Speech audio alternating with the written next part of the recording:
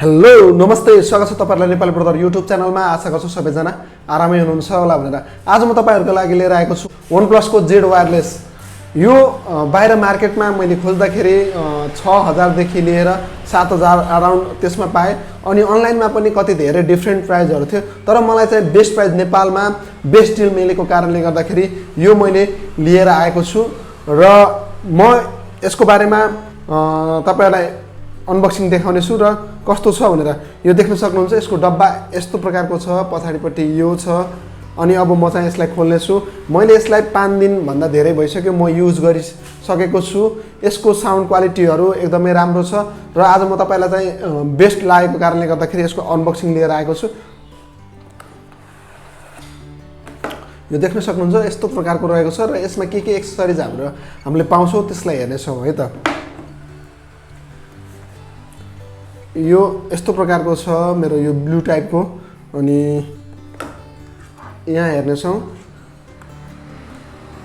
अनि यो हाम्रो बर्ड्सहरु दिएको छ भने यहाँ चाहिँ युजर म्यानुअल र अनि टाइप सी को हामीले चाहिँ चार्ज गर्ने त्यो हामीले चाहिँ पाएको छौं भने यसमा के फिचर छ भन्दाखेरि यदि तपाईले 10 मिनेट चार्ज गर्नुभयो भने 10 घण्टासम्म तपाईले चाहिँ म्युजिक सुन्न सक्नुहुन्छ भने अनि 20 अथवा फुल चार्ज गर्नुभयो भने तपाईले 24 घण्टासम्मको ब्याकअप पाउन सक्नुहुन्छ।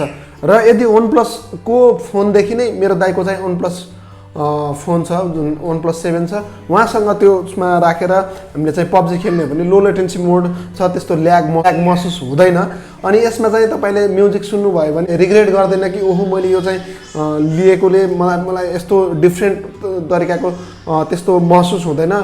सबै कुराहरु यसको दामी नै छ, मलाई मन पर्यो।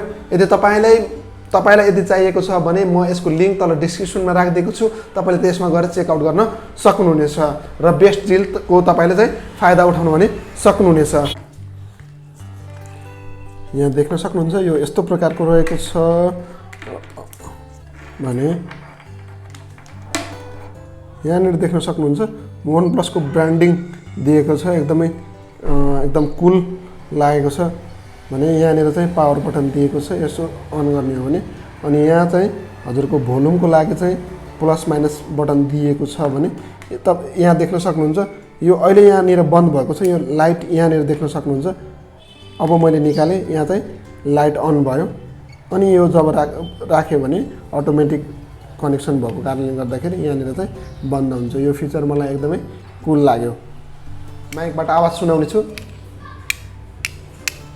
यो वाटरप्रुफ अनि डस्ट प्रुफ रहेको छ र यसलाई म चाहिँ यसको लुक तपाईलाई देखाउने छु यो कस्तो प्रकारको छ भनेर। यो चाहिँ तपाईले देख्न सक्नुहुनेछ र यो यसरी हामीले राख्न सक्छौं, यो हराउने डर पनि हुँदैन। यो देख्न सक्नुहुन्छ।